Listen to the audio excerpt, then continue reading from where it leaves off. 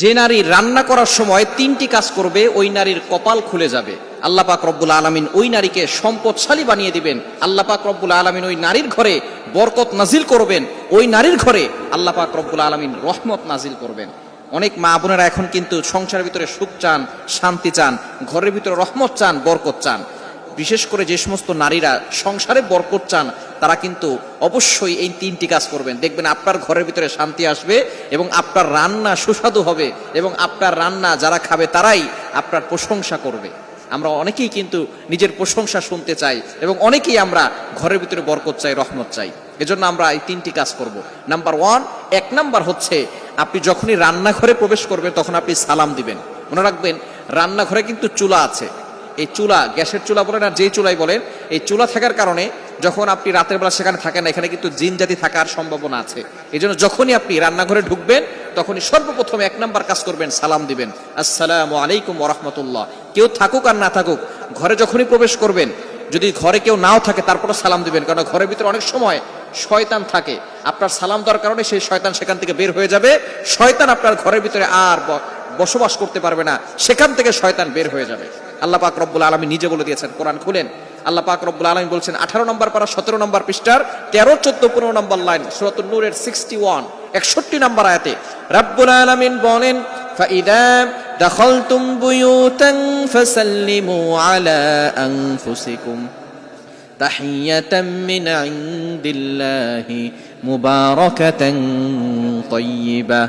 যেই ঘরে ঢোকার সময় কোনো ব্যক্তি যদি সালাম দেয়, আল্লাহ পাক রব্বুল আলামিন ওই ঘরের ভিতরে বরকত নাজিল করেন। আল্লাহ পাক রব্বুল আলামিন পবিত্র রিজিক সেখানে দান করেন। এজন্য এক নম্বরে নারীরা, মা বোনরা যারা রান্নাঘরে যাবেন সর্বপ্রথম সালাম দেওয়ার দরকার আছে না নাই? মা বোনদেরকে এটা শিখিয়ে দিবেন। আপনারা বাসায় গিয়ে মেসেজ পৌঁছে দিবেন, মা বোনরা যারা আছে এক নম্বরে তারা রান্নাঘরে ঢোকার সময় সালাম দিবে। নাম্বার 2, দ্বিতীয় নাম্বার হচ্ছে প্রতিটি কাজের শুরুতে বিসমিল্লাহ পড়বে। বিসমিল্লাহ পড়লে ওই কাজের ভিতরে আল্লাহ পাক রব্বুল আলামিন নিজে বরকত দিয়ে দেন। বিসমিল্লাহ পড়লে কোনো রান্না করলে ওই রান্নার ভিতরে আল্লাহ তাআলা স্বাদ বাড়িয়ে দেন, ওই রান্নার ভিতরে আল্লাহ তাআলা রহমত দেন, ওই রান্নার ভিতরে আল্লাহ তাআলা বরকত দান করেন।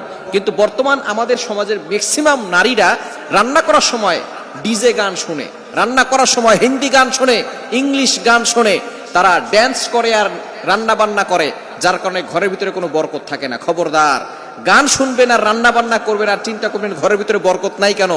আপনি যদি বরকত পেতে চান, প্রত্যেকটা কাজের শুরুতে আপনি বিসমিল্লাহ পড়বেন। আপনি চাউল নিচ্ছেন, পড়েন বিসমিল্লাহির রহমানির রহিম। চাউল ধৌত করতেছেন, বলেন বিসমিল্লাহির রহমানির রহিম। মাছ কাটতেছেন, বলেন বিসমিল্লাহির রহমানির রহিম। আপনি গোশত ধৌত করতেছেন, বলেন বিসমিল্লাহির রহমানির রহিম। আপনি যেই কাজটাই করবেন আপনি বিসমিল্লাহ পড়বেন। দেখবেন যেই কাজে বিসমিল্লাহ বলা হয় ওই কাজে বরকত বেশি হয়। এজন্য দ্বিতীয় নাম্বার নারীরা যে কাজটা করবে সেটা হচ্ছে বিসমিল্লাহির রহমানির রহিম। এটা পড়ে তারপরে প্রত্যেকটা কাজ করবে।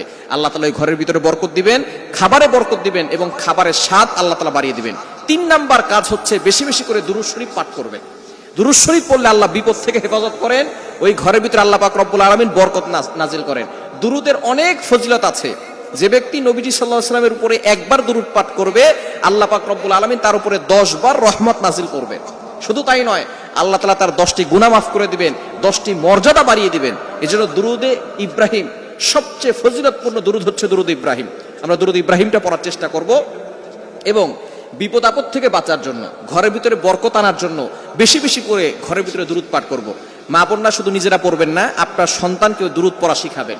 আপনার সন্তানকে শিখাবেন দুরুদ পড়লে কতটা ফজিলত হয়।